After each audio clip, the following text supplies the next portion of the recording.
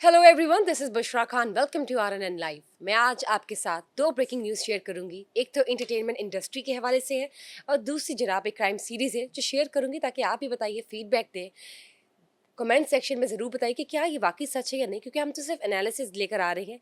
Evaluation तो करने वाले कंसर्न्ड डिपार्टमेंट्स ऑलरेडी मौजूद हैं। लेट्स सी वो क्या कहते हैं। सबसे पहले जनाब बात कर लेते हैं एंटरटेनमेंट की।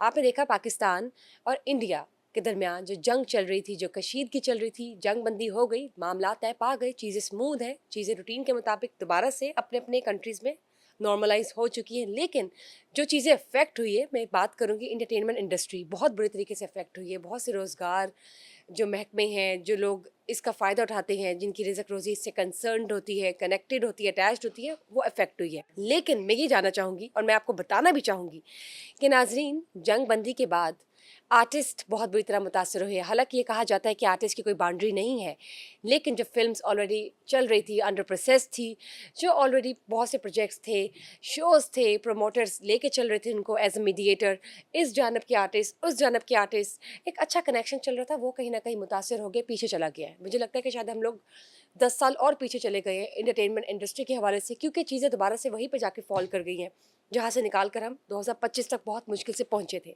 Anyways, cutting to the chase, मैं बात करूँगी उन मूवीज़ की जो कि बैन हो चुकी है दोनों नेबरिंग कंट्रीज़ के लिए, एक दूसरे के लिए।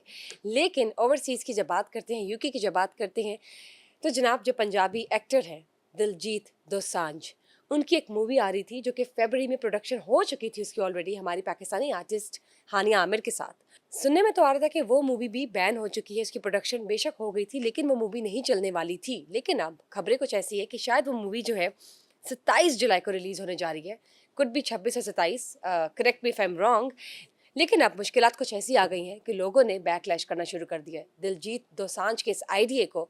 पूरा इंडिया खड़ा हो गया है दिलजीत दोसांझ के खिलाफ। एप्लीकेशन शुरू हो गई हैं, आई गेस एफआईआर तक मामला चले गए हैं कि वो इंडियन आर्टिस्ट होकर पाकिस्तानी मूवी जो कोलैबोरेशन पर हुई है ओवरसीज़ में कैसे जाके प्रमोट कर सकते हैं, ओवरसीज़ में कैसे जाके रिलीज़ कर सकते हैं, जबकि हाल ही में 10 से 20 दिन पहले जंग बंदी हुई है, जंग चल रही थी। एनीवेज, दिलजीत दोसांझ ने कहा है कि उस मूवी पे बहुत ज़्यादा पैसा लगा है, वो प्रोडक्शन ऑलरेडी हो चुकी थी फरवरी में, और ये मामला जंग वाले तो मार्च या मई में जाके हुए हैं शुरू, अप्रैल मई में। तो उसका मेरे इस मूवी से कोई कनेक्शन नहीं है, और ये मेरी मजबूरी है कि मैं इंडिया और पाकिस्तान में तो रिलीज़ नहीं करा, लेकिन मैं यूके में रिलीज़ करना चाहता हूँ।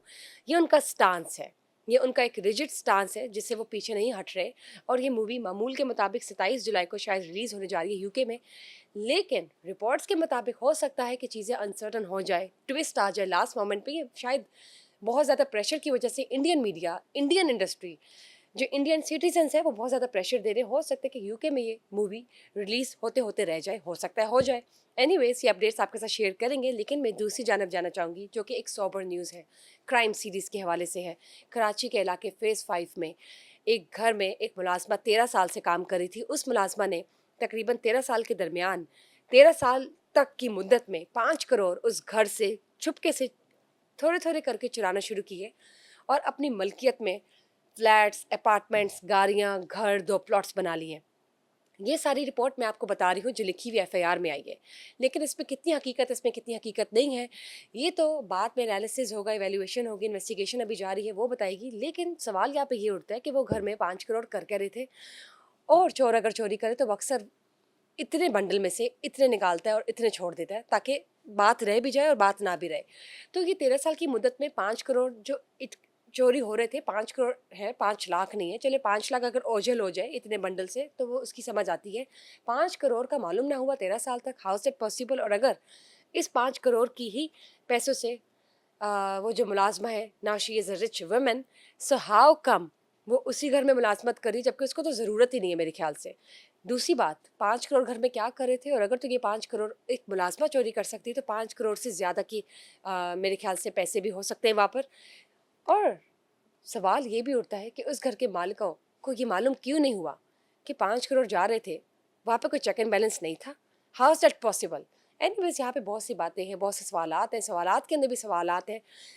ये अनएंडिंग कॉन्वर्सेशंस हैं, अनएंडिंग केसेस हैं।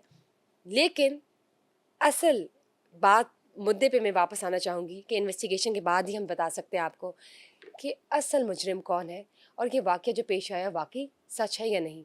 Anyways stay tuned with us, stay tuned with RNN live. Till then अल्लाह हाफ़िज़।